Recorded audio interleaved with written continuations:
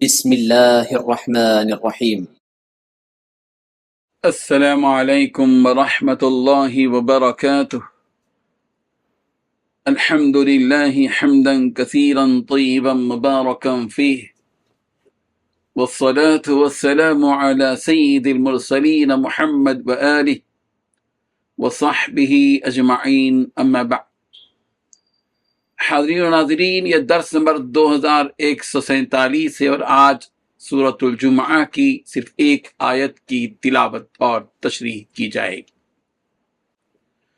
اعوذ باللہ من الشیطان الرجیم، بسم اللہ الرحمن الرحیم۔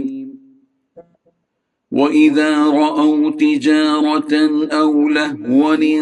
انفَضُّوا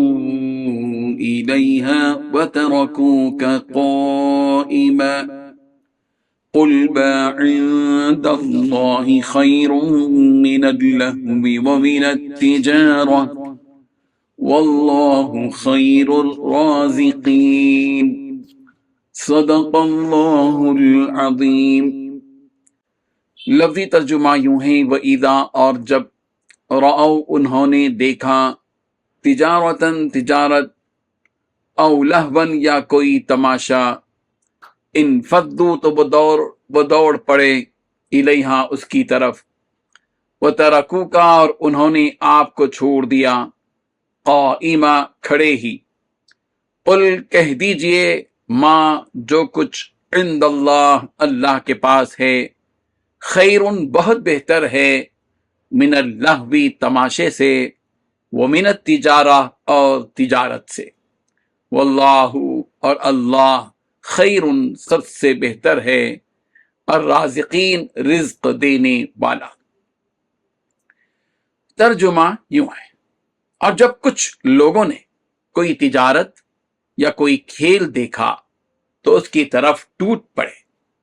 اور تمہیں کھڑا ہوا چھوڑ دیا، کہہ دو کہ جو کچھ اللہ کے پاس ہے وہ کھیل اور تجارت سے کہیں زیادہ بہتر ہے، اور اللہ سب سے بہتر رزق دینے والا ہے۔ اس آیت میں 3 باتیں بیان کی گئی ہیں۔ پہلی بات، جب کچھ لوگوں نے کوئی تجارت یا کوئی کھیل دیکھا تو اس کی طرف ٹوٹ پڑے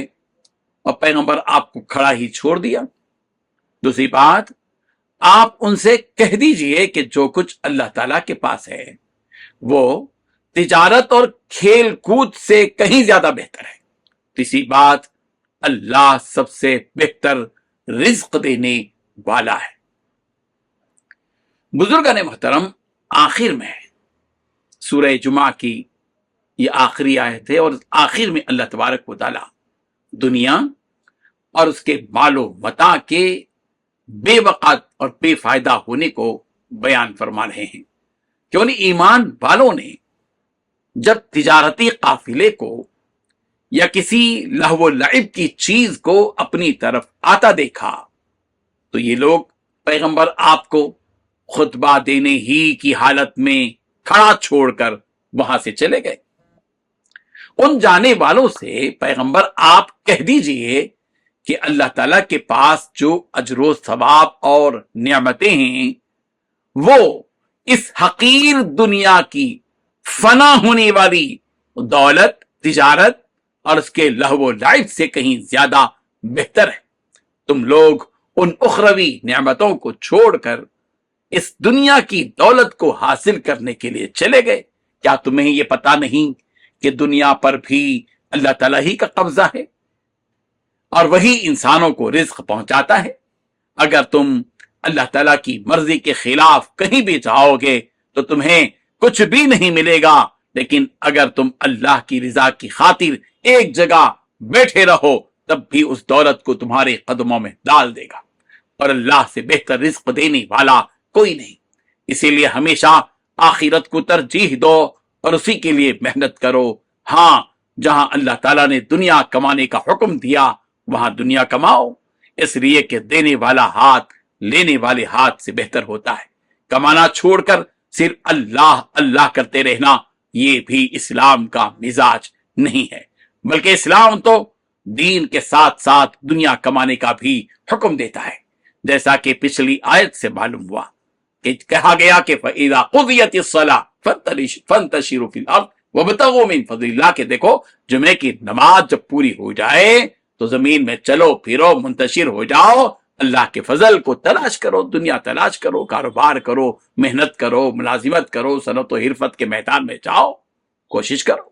وَلَا تَنْسَ نَصِيبَكَ مِنَ الدُّنْيَا، سورہ قصص کی آیت نمبر 77 میں کہا گیا وَلَا تَنْسَ نَصِيبَكَ مِنَ الدُّنْيَا، دنیا میں جو تمہارا حصہ ہے اسے مت بھولاؤ۔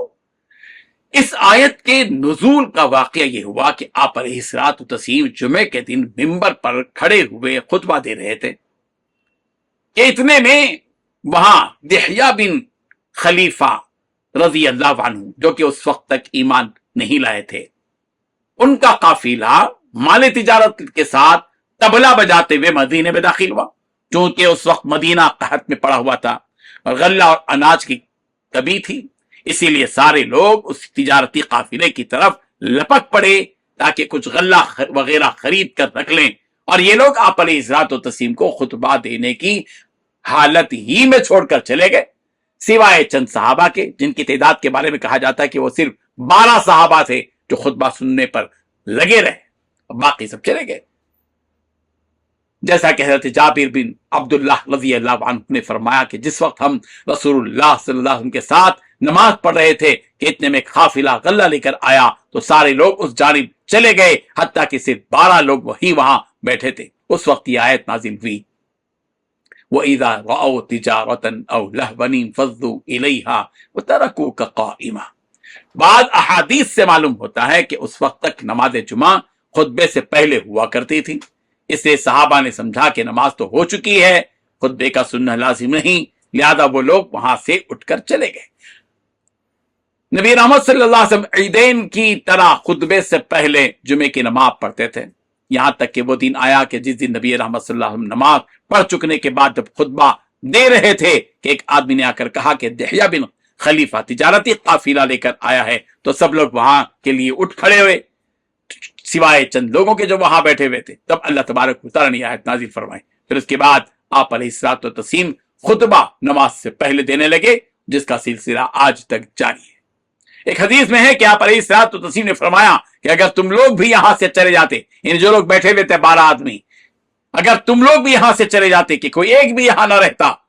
تو اللہ تبارک و تعالیٰ تم پر آگ برسا دیتا کہ ساری وادی آگ ہی آگ ہو جاتی۔ اللہ، لہذا ہمیں ترجیح آخرت کو دینا چاہیے، اللہ کے احکامات کو دینا چاہیے، اور اس سلسلے میں روزی کی ظاہر بات ہے کہ فکر کریں، لیکن یہ کہ اللہ تعالیٰ کے احکامات کو پامال کرتے ہوئے نہیں، بلکہ اللہ تعالیٰ کے حکموں کو بجا لاتے ہوئے۔ اللہ تبارک و تعالیٰ ہم سب کو رزق وسیع اور برکت والا رزق عطا فرمائے، آمین۔ وآخر دعوانا ان الحمد للہ رب العالمین۔